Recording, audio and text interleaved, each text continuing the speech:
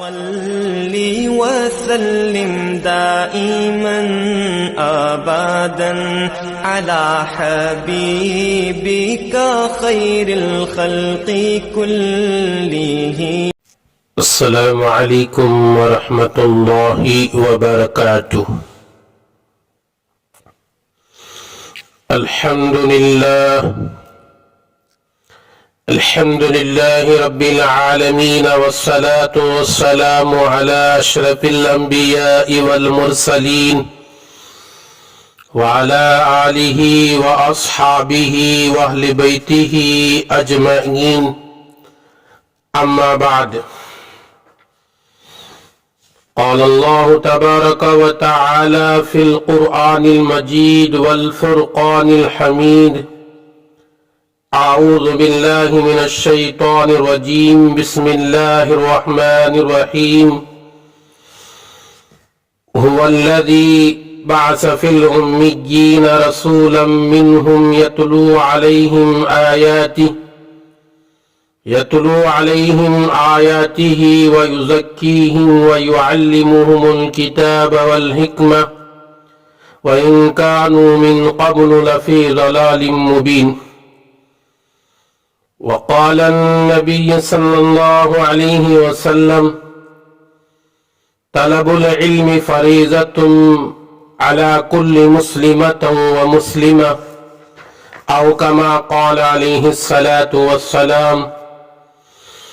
صدق الله مولانا العظيم وصدق رسوله النبي الكريم. نحن على ذلك من الشاهدين والشاكرين، والحمد لله رب العالمين. اللهم صل على محمد وعلى آل محمد كما صليت على إبراهيم وعلى آل إبراهيم إنك حميد مجيد. اللهم بارك على محمد وعلى آل محمد كما باركت على إبراهيم وعلى آل إبراهيم إنك حميد مجيد.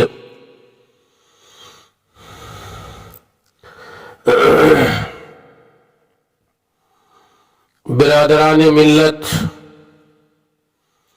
سامعین کرام، نوجوانان اسلام،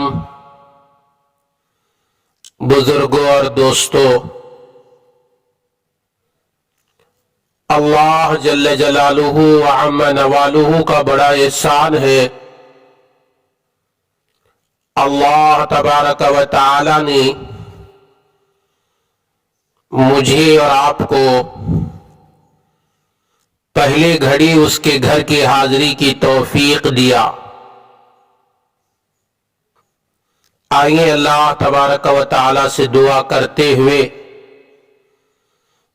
اپنی گفتگو کا آغاز کریں گے.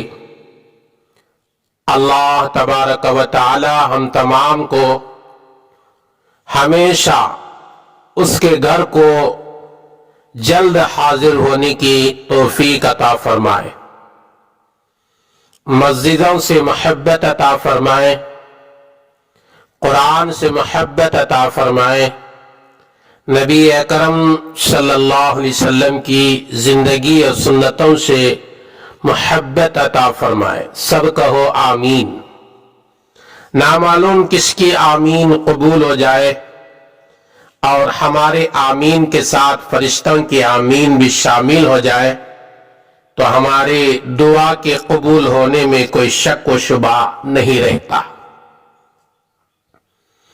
میرے دوستو، آج ہم جس دور سے گزر رہے ہیں، 2023 کا یہ دور، جس میں آنکھ کھولنے پر بے حیائی دکھائی دے رہی ہے. آپ بازاروں میں چلے جاؤ، پارک میں چلے جاؤ، سیر و تفریح کے مقامات پر چلے جاؤ، گھر سے باہر نکلے تو بھی بے حیائی کا منظر ہمارے آنکھوں کے سامنے زیادہ دکھائی دیتا ہے۔ آج ہمارے اسی منگلور شہر میں کتنے ایسے مارکیٹ ہیں جہاں بے حیائی عام ہوتی ہوئی جا رہی ہے۔ اگر کوئی غیر بے حیائی کرتا ہے تو رونے کی بات نہیں، کیوں؟ ان کے پاس کوئی آسمانی تعلیم نہیں ہے، اس لیے وہ بے حیائی کے راستے پر جا رہے ہیں۔ اگر کوئی عیسائی اور نصرانی بے حیائی کے راستے پر چل رہا ہے تو وہاں بھی افسوس کرنے کی ضرورت نہیں، کیوں؟ کہ آسمانی کوئی صحیح کتاب ان کے پاس نہیں ہے، صحیح دین ان کے پاس نہیں ہے۔ اگر اس دور میں ایک مسلمان لڑکی ہو یا لڑکا بے حیائی کا راستہ اختیار کرتا ہے تو ہم تمام کو افسوس کرنا پڑتا ہے اور بے حیائی کو روکنے کے جتنے بھی چیزیں ہیں اسے اختیار کرنا پڑتا ہے۔ کیوں؟ ہم مسلمانوں کے پاس قرآن ہے، ہم مسلمانوں کے پاس نبی کا طریقہ ہے، ہم مسلمانوں کے پاس صحابہ کی زندگی ہے، ہم مسلمانوں کے پاس قرآن کی تفسیر ہے، ہم مسلمانوں کے پاس احادیث کے ذخیرے ہیں۔ آج ترقی یافتہ دور میں قرآن کا ترجمہ ہو یا احادیث کا معنی اور مطلب اور تشریح ہو، ہر زبان میں مل سکتی ہے۔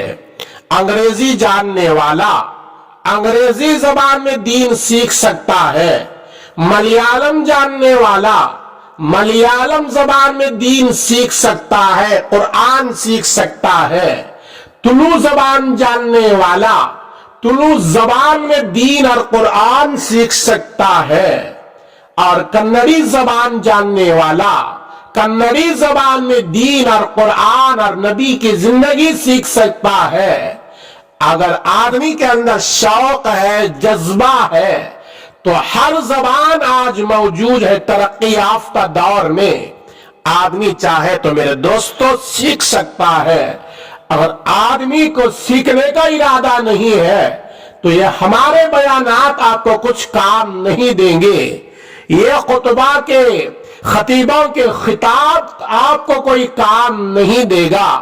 میرے دوستو، آج کے پرفتن دور میں سب سے اہم پیغام یہ ہے کہ اپنے اولاد کو دین کی تعلیم سے آراستہ کرو اور خود بھی دین کی تعلیم کی طرف آ جاؤ۔ دین کی تعلیم تمہارے اندر آئے گی، بے حیائی خود بخود دور ہو جائے گی، اللہ کی نافرمانی کرنا خود بخود چھوڑ دو گے، نبی کے شریعت کو کھلونا بنانا خود بخود چھوڑ دو گے۔ کب چھوڑو گے؟ جب تمہارے اندر دین کا علم آئے گا، قرآن کا علم آئے گا، احادیث کا علم آئے گا، صحیح اور غلط کی تمیز آئے گی، جنت اور جہنم کے راستے میں تمیز کرنے کا فرق پیدا ہوگا اور ملکہ پیدا ہوگا، تو اس وقت میں ہماری زندگی صحیح راستے پر گزرتی ہے۔ ورنہ میرے دوستو، آپ ہزاروں کوشش کر لو، علم دین کے بغیر، صحیح علم کے بغیر نہ ہماری زندگی سنورے گی، نہ ہمارے آل اولاد کی زندگی میں سدھار آئے گا۔ دینی تعلیم ہماری بنیادی ضرورت ہے، اس کو حاصل کیے بغیر ہم اسلامی طریقے کے مطابق زندگی نہیں گزار سکتے، یہ لکھ کر رکھ لو، کیونکہ ہماری روحانی زندگی نیک عمل پر قائم ہے۔ ایک جسمانی زندگی ہے، ہمارا بدن کے اندر طاقت آنا، تندرستی رہنا، یہ جسمانی تندرستی ہے، یہ غذا سے حاصل ہوتی ہے۔ اچھے غذا تم کھاتے ہو، اپنے بدن کو طاقتور بناتے ہیں، بنانا بھی چاہیے، اللہ نے دیا ہے، اچھے غذا کھائیے۔ اور ایسے غذا کھائیے جو بیماریوں سے دور رکھنے والی چیزیں ہیں، قیمتی غذا کھائیے، اللہ نے آپ کے لیے ہی بنایا ہے۔ یہ جسمانی ضرورت کو پوری کرنے والی چیز ہے، اور ایک روحانی زندگی کی ضرورت ہے، وہ عمل ہے، وہ نیک عمل ہے، اور بغیر علم دین کے عمل کرنا ناممکن ہے۔ آپ عمل کرنا چاہیں گے تو آپ کے پاس علم ہونا ضروری۔ علم دین کی اسی اہمیت کی وجہ سے آپ صلی اللہ علیہ وسلم پر پہلی وحی جو نازل ہوئی، اس میں پڑھنے اور پڑھانے کا ذکر ہے۔ آپ نے بارہا حضرات علماء کی زبانی بات سنی ہوگی، نبی اکرم صلی اللہ علیہ وسلم کی جب عمر مبارک 40 سال ہوتی ہے، اللہ تبارک و تعالی میرے نبی کو نبی بنانے کا اعلان فرمانا چاہتے ہیں، لوگوں کو بتانا چاہتے ہیں آج کے بعد محمد عربی صلی اللہ علیہ وسلم معمولی انسان نہیں بلکہ نبیوں کے سردار بن رہے ہیں، نبیوں کے سرتاج بن رہے ہیں، نبیوں کے تمام نبیوں کے اوپر رہنے والے ایک نبی بن رہے ہیں۔ تو اللہ نے وحی نازل کیا، تو سب سے پہلے نماز کے بارے میں وحی نازل نہیں ہوئی، زکوٰۃ کے بارے میں وحی نازل نہیں ہوئی، بیواؤں کے ساتھ دینے کے بارے میں وحی نازل نہیں ہوئی، یتیموں کے سر پر ہاتھ رکھ کر پھیرنے کے بارے میں وحی نازل نہیں ہوئی، مدارس کے بنانے کے بارے میں وحی نازل نہیں ہوئی، قرآن کے بنانے پر وحی نازل نہیں ہوئی۔ قرآن کے اندر جو نازل ہوا ہے سب سے پہلے یہی نازل ہوا، اقرأ باسم ربک الذی خلق، اے نبی اس اللہ کے نام سے پڑھیے جس اللہ نے آپ کو پیدا کیا ہے۔ سب سے پہلے وحی کیا آئی؟ غار حرا میں نبی اکرم صلی اللہ علیہ وسلم پر پہلی وحی آئی، پڑھنے اور پڑھانے کی، علم حاصل کرنے کی، ایجوکیشن جسے ہم کہتے ہیں۔ میرے دوستو، وہ علم حاصل کرو جس میں حلال اور حرام کی تمیز ہو، جس میں شریعت کے معلومات ہو، تو یہی علم ہمارے لیے باعث نجات ہے۔ میرے دوستو، حضور اکرم صلی اللہ علیہ وسلم کا بھیجنے کا مقصد اللہ تعالیٰ نے یہ بھی ذکر کیا ہے۔ آپ قرآن کریم کا 28واں پارہ سورہ جمعہ کا پہلا رکوع آیت نمبر 2 کا ترجمہ پڑھیے۔ میرا اللہ وہاں کیا کہتا ہے؟ میرا اللہ کہتا ہے میں آخری نبی کے بھیجنے کا ایک مقصد یہ بھی ہے کہ تمہیں آسمانی کتاب کی تعلیم دیا جائے اور تمہارا تزکیہ کیا جائے، تمہیں پاک و صاف کیا جائے۔ سورہ جمعہ کے آیت نمبر 2 میں اللہ تعالیٰ کہتا ہے هو الذی بعث فی الامیین رسولا منہم یتلو علیہم آیاتہ ویزکیہم ویعلمہم الکتاب والحکمہ۔ اللہ کی ذات وہ ہے جو تمہی میں سے ایک امی رسول کو بھیجتے ہیں جو کسی مدرسے میں نہیں پڑھے، کسی کالج میں نہیں پڑھے، کسی کے سامنے شاگرد بن کر زندگی نہیں گزارے۔ ایسے نبی کو بھیجتے ہیں کیوں؟ کہ تمہارے اوپر آسمانی کتابوں کو پڑھ کر سنائے اور تمہیں تذکرہ اور تمہارا تزکیہ کیا جائے، تمہیں پاک صاف کیا جائے۔ میرے دوستو، شیوع اسلام میں تعلیم عام طور پر مسجدوں میں ہوا کرتی تھی، آج بھی مساجد میں تعلیم ہونے کی ضرورت ہے۔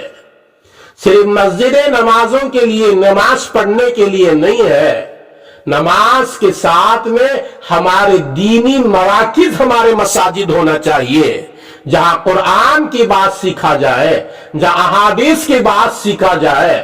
بہت سارے مساجد ہم نے دیکھا ہے، عالیشان سے عالیشان مسجدیں ہیں، کروڑوں روپیہ آپ نے اسے خرچ کیا ہے، خرچ کیجئے، کوئی بری بات نہیں ہے، اللہ نے دیا ہے، حلال مال تمہارے پاس ہے، اطمینان کے ساتھ آپ خرچ کیجئے، لیکن مسجد بنانے کے بعد مسجد میں نمازی نہیں ہے، مسجد میں دین کی بات سیکھنا سکھانا نہیں ہوتا، وہ مسجد تمہارے لیے وبال جان بن جائے گی، وہ مسجد تمہارے لیے دعا دینے کے بجائے بد دعا دینا شروع کر دے گی۔ اس لیے علامہ اقبال نے بڑا اچھا انداز سے شعر کہا تھا، مسجد تو بنا دی شب بھر میں ایمان کے حرارت والوں نے، مسجد تو بنا دی شب بھر میں ایمان کے حرارت والوں نے، من اپنا پرانا پاپی ہے برسوں میں نمازی بن نہ سکے۔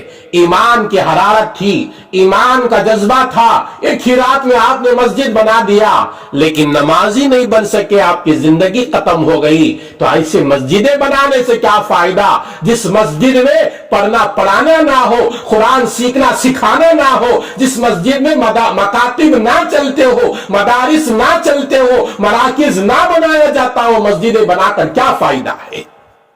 نبی اکرم صلی اللہ علیہ وسلم کی ابتدائی دور میں مسجدوں میں نمازوں کے ساتھ میں مکاتب چلتے تھے، تعلیم چلتی تھی، تعلیم کی غرض سے مسجد میں آنے کی ترغیب نبی اکرم صلی اللہ علیہ وسلم دیے۔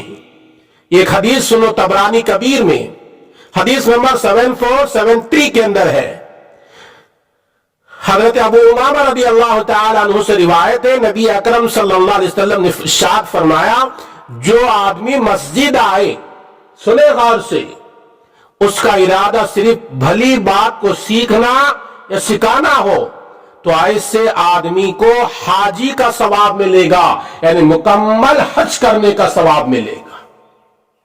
آپ جمعہ کو بیان سننے کے لیے آتے ہیں نا، یہ ارادہ کر کے آؤ میں جا رہا کچھ دین کی بات سیکھوں گا، وہ سیکھنے کے بعد دوسروں کو سکھاؤں گا، دوسروں کو سمجھاؤں گا۔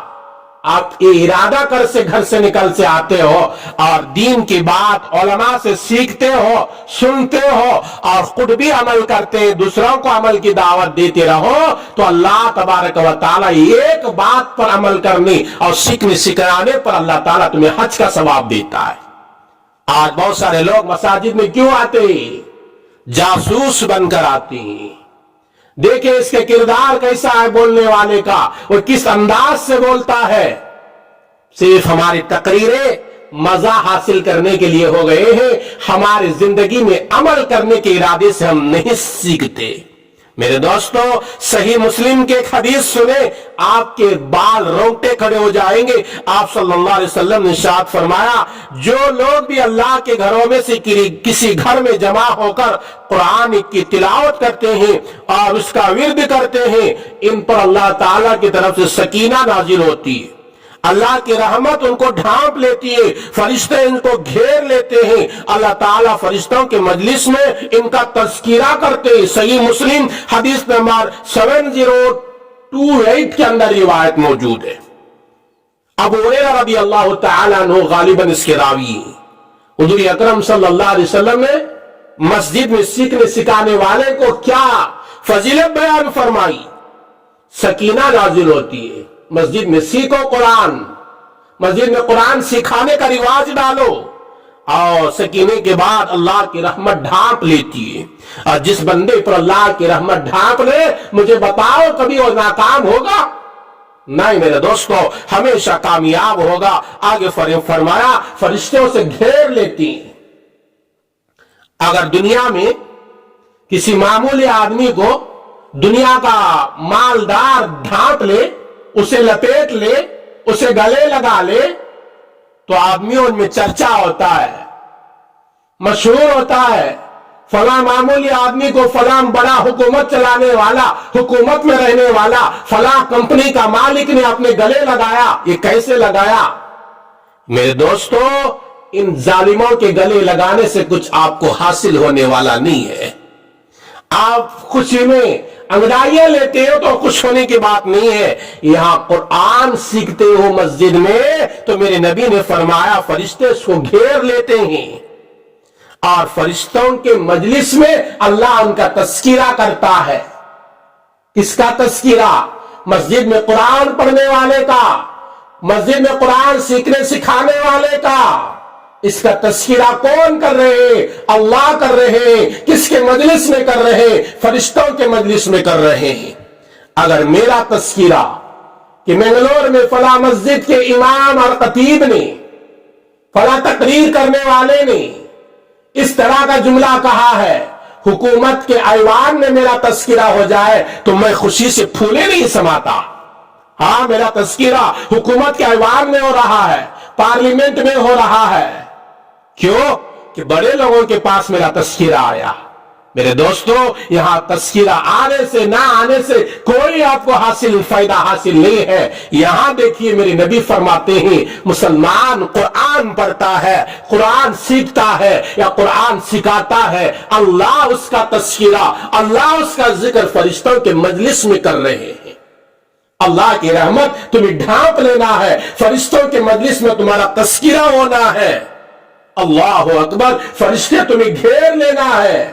تو قرآن کو سیکھنا ہے، قرآن کو سکھانا ہے، اس کی تعلیم کو عام کرنا ہے۔ آج مسلمانوں میں قرآن کی تعلیم بالکل پیچھے ہوتی جا رہی ہے۔ سیکھنے سکھانے کو فضول بتایا جا رہا ہے، علماء کو فضول بتایا جا رہا ہے، مدارس کو فضول بتایا جا رہا ہے، مکاتب کو فضول بتایا جا رہا ہے۔ قرآن کو رٹنے سے کیا فائدہ، قرآن کو سمجھنے سے کیا فائدہ، یہ غیر کہتا ہے تو دکھ کی بات نہیں تھی۔ آج پڑھا لکھا مسلمان جس کے پاس دنیائی علم ہے، دین کا علم ہے، وہ بھی کہتا ہے ارے قرآن پر خرچ کرنے سے ہمیں کیا ملے گا۔ میرے دوستو، علم دین کے سلسلے میں صحابہ کا انتہائی شوق دیکھیے اور ہمارا شوق دیکھیے۔ حضور صلی اللہ علیہ وسلم نے دینی تعلیم حاصل کرنے کی ایسی فضا، ایسا ماحول بنایا تھا، ہر آدمی اس کو حاصل کرنے کی دھن میں لگا رہتا تھا۔ کسی کو گوارا نہ تھا وہ آپ صلی اللہ علیہ وسلم کی مجلس سے غیر حاضر رہے، تاکہ علم کا کوئی حصہ رہ نہ جائے۔ اگر کوئی روزانہ حاضر نہیں ہو پاتا تو وہ دو آدمی مل کر باری مقرر کر لیتے۔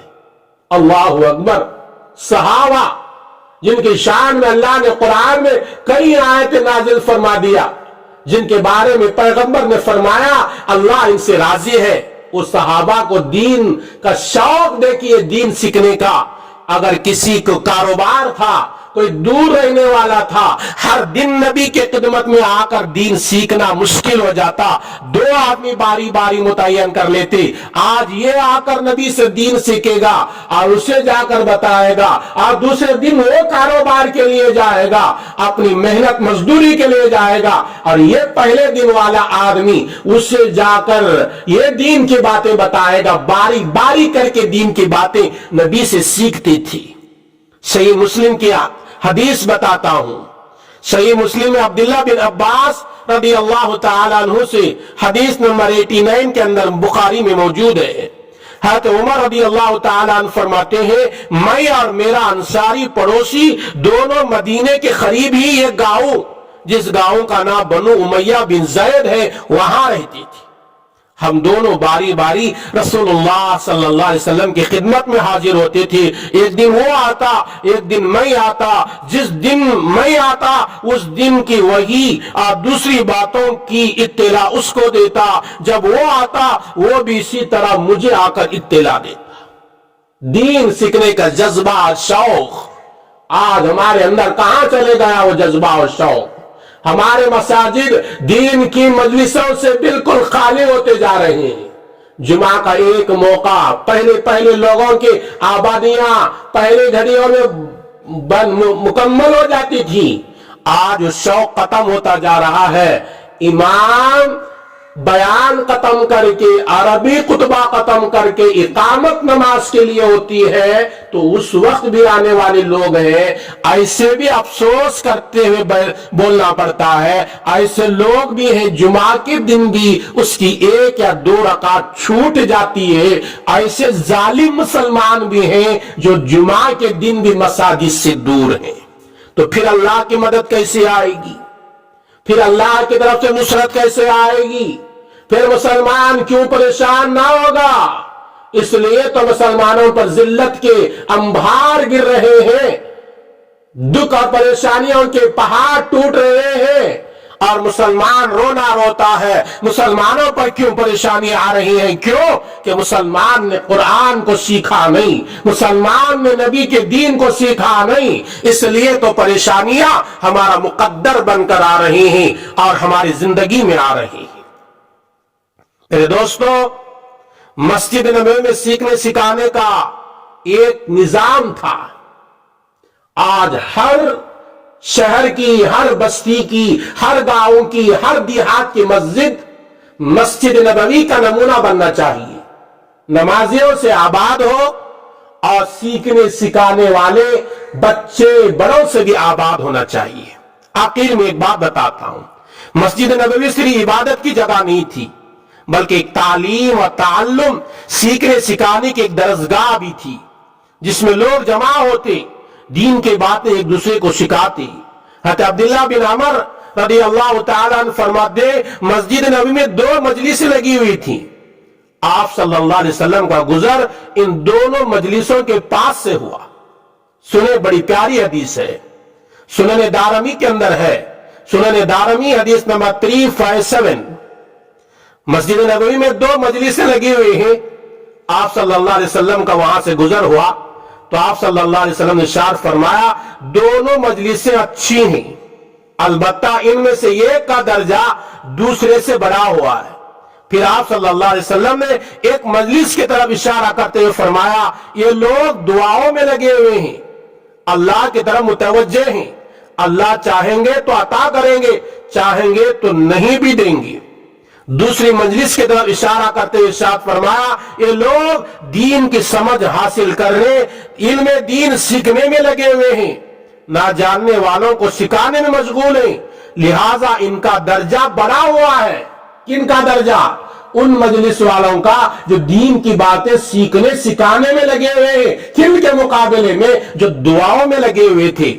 آپ صلی اللہ علیہ وسلم یہ کہہ کر ان لوگوں کے مجلس میں جا کر بیٹھ گئے جو دین کی باتیں سیکھنے سکھا رہے تھے، اور آ کر ارشاد فرمایا، اللہ نے مجھے بھی معلم بنا کر بھیجا ہے، سیکھنے اور سکھانے والا بنا کر بھیجا ہے۔ معلم کہتے ہیں سکھانے والا۔ نبی اکرم صلی اللہ علیہ وسلم نے ان مجلس میں آ کر بیٹھ گئے جس مجلس میں دین کی باتیں سیکھنے اور سکھائی جا رہی تھی۔ آپ صلی اللہ علیہ وسلم نے آ کر فرمایا، مجھے بھی اللہ نے معلم یعنی سکھانے والا بنا کر بھیجا ہے، میں اسی مجلس میں بیٹھتا ہوں۔ میرے دوستو، آج سخت ضرورت ہے ہمارے شہر کے ہر مسجد میں مکتب کی شکل ہونا چاہیے۔ ہر محلے میں مسجد نہیں ہے، دور ہے، کسی نہ کسی گھر میں مکتب کی شکل اختیار کرنے کی ضرورت ہے۔ ہمارے بچوں کے اندر قرآن کا علم، حدیث کا علم، فقہ کا علم، مسائل کا علم، عقائد کا علم، اردو لکھنے سیکھنے کا، پڑھنے کا علم، یہ تمام علم ہمارے اولاد کے اندر آج وقت پکار کر کہہ رہا ہے، تمہارے اولاد کو نیک دیکھنا چاہتے ہو تو اولاد کی زندگی میں دینی علم داخل کر لو، خود بخود تمہاری اولاد نیک بن جائے گی۔ اگر تمہارے اولاد کے اندر صرف دنیائی علم حاصل ہو گیا، آپ نے دنیا کی ڈگریاں 1 نہیں 10 دلا دیا، لیکن دینی علم تم نے آراستہ اسے نہیں کیا، وہ ڈگریاں حاصل کرنے والا بچہ نہ ماں باپ کی قدر کرے گا، نہ بڑے چھوٹوں کی قدر کرے گا، نہ وہ نماز کی پابندی کرے گا، نہ وہ قرآن اور احادیث پر چلے گا۔ چلنے والا وہی بچہ ہوگا جو دنیاوی علم کے ساتھ ساتھ میں دینی علم کا بھی پابند ہو، اللہ کے رسول کا علم حاصل کرنے والا ہو۔ اور بھی کچھ باتیں ہیں، اللہ تبارک و تعالی توفیق دیا، اسی مسجد میں آئندہ جمعہ وہ باتیں پیش کرنے کی کوشش کروں گا۔ آئیے اللہ تبارک و تعالی سے دعا کریں، اللہ تبارک و تعالی مجھے اور آپ کو اور سارے امت محمدیہ کو کہی اور سنی ہوئی باتوں پر عمل کی توفیق عطا فرمائے، آمین۔ السلام علیکم ورحمۃ اللہ وبرکاتہ۔